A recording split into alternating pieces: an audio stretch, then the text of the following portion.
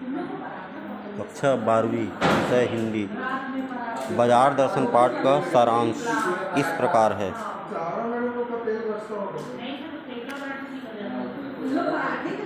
लेखक ने उपभोक्तावाद को उदाहरणों द्वारा स्पष्ट किया है। लेखक के एक मित्र बाजार में मामूली सी चीज़ लेने गए थे, किंतु बाजार की जगमगाहट देखकर वे अनेक चीज़ ले आए और सारा दोष अपनी पत्नी पर लगा दिया। लेखक के अनुसार यह सारा दोष केवल पैसे की गर्मी का है। कुछ लोग बुद्धि और संयम से काम लेते हुए पैसों को जोड़कर ही गर्व अनुभव करते हैं।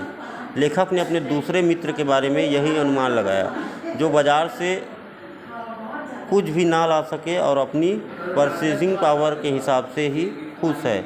इस प्रकार वह भी उपभोक्तावाद के शिकार है। बाजारवाद का प्रभाव। बाजारवाद अपने आप में बहुत महत्वपूर्ण है। लेखक के मित्र ने भी बाजार की चकाचौंध को ही दोषी माना है। जो लोग इस चकाचौंध के शिकार हो जाते हैं, वे बुरी तरह फंसकर अपना ही नुकसान कर बैठते हैं। इसका दूसरा उदाहरण यह है कि लेखक का एक मित्र बाजार की चकाचौंध में इस प्रकार फंसा कि दिन भर घूमने के बाद भी बाजार से कोई वस्तु खरीद ही नहीं पाया। इसका कारण उसने लेखक को यह बताया कि बाजार में सभी कुछ उसे पसंद आया, किंतु वह कोई एक दो वस्तु ही लाता तो अन्य वस्तुओं को उसे छोड़ना पड़ता और वह कुछ भी छोड़ना नहीं चाहता था, इसलिए वह कुछ भी नहीं खरीद पाया। इसका लेखक ने यह अर्थ निकाला कि यदि हमें अपनी आवश्यकताओं का पता नहीं है तो हम यह निर्णय नहीं ले पाएंगे कि हमें क्या खरीदना है क्या नहीं। बाजार का जादू और लेखक की राय। लेखक के अनुसार बाजार का जादू खाली और भरी जेब दोनों पर चलता है।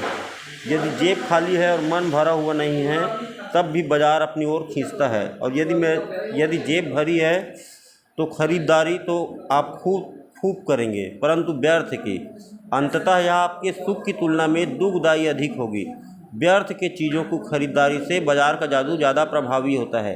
लेखक के अनुसार आपको बाजार तभी जाना चाहिए जब आप निर्णय ले चुके हो आपको क्या खरीदना है। मन को बलपूर्वक दबाना भी उचित नहीं है और मन को इतनी भी छूट ना हो कि आप उसके पीछे चलने लगे। जीवन को श्रेष्ठता से जीने की कला। लेखक के अनुसार व्यक्ति को मन को नियंत्रित कर जीवन के सभी महत्वपूर्ण निर्णय सोच विचार कर लेने चाहिए। लेखक के अनुसार पूर्ण चूर्ण बेचने वाले भगत जी का जीवन आदर्श जीवन है। भगत जी का चूर्ण इतना लोकप्रिय है कि यदि उसे व्यावसायिक दृष्टि से बेचते तो माला माल हो जाते, किंतु भगत जी निश्चित समय पर अपने घर से निकलते थे और जब तक उनके चूर्ण की बिक्री 6 आने की कमाई हो जाती थी तभी वे चूर्ण बेचते थे। फिर इसके बाद वे मुफ्त में भी चूर्ण बालकों को बांट देते थे। उन्होंने कभी भी अधिक कमाई की नहीं सोची। भगत जी का भले ही अक्षर ज्ञान शून्य हो, किंतु लेखक उन्हें विद्वान मानता है। भगत जी को बाजार का चकाचौंध भी अपनी ओर आकर्षित नहीं कर पाती, क्योंकि वे एक विवेकपूर्ण निर्णय लेने वाले व्यक्ति हैं।